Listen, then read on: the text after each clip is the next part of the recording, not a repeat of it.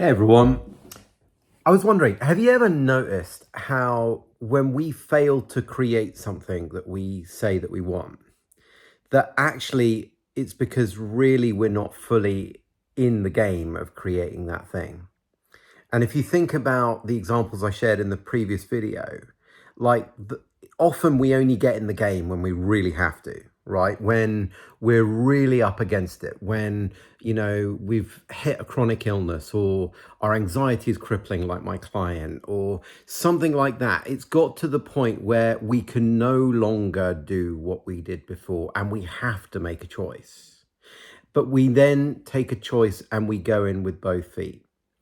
But up until that point, we may not have actually created the thing that we're saying we want because we were being a bit wishy-washy about it. And what I mean by that is on some level, we were saying we wanted it, but on the other hand, we were going, yeah, but if I do that, then it's going to upset the apple cart, or I'm going to have to make some uncomfortable changes or something like that.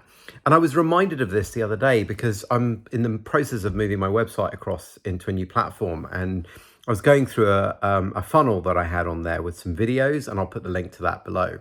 But there's a video in there that is called The Big Red Button.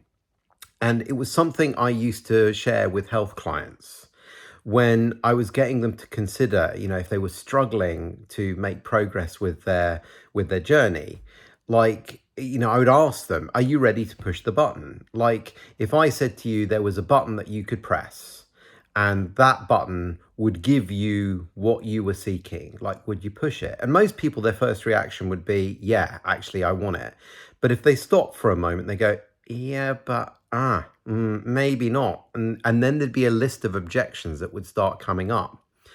And that's the thing. Like, when we are up against it, like the list of objections we forget, it's like, I'm in. And then we surprise ourselves and we see, oh, actually, I have a creative power, right? But actually, I'm not sure we need to go through the suffering of being up against it, because I think a lot of the time what we forget is that when we really make a choice and we decide to do something, we can make it happen, and that higher part of us will now get to work and deliver, what it needs to deliver for us to actually create that.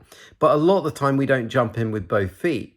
And I think, yes, sometimes it can be because we don't want to upset people or whatever. But a lot of the time, it's because we're not realizing we are powerful creators. We can create when we decide to. And I don't mean when we decide to and go, yeah, maybe like a bit wishy-washy.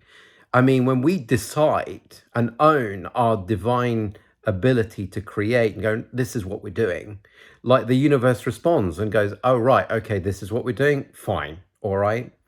But we have to remember we have that creative ability, as well as recognize that sometimes there's a discomfort to go through when we start to create new things. So just a little reminder, some thoughts to share for today. I hope it's helpful. Sending lots of love. Bye.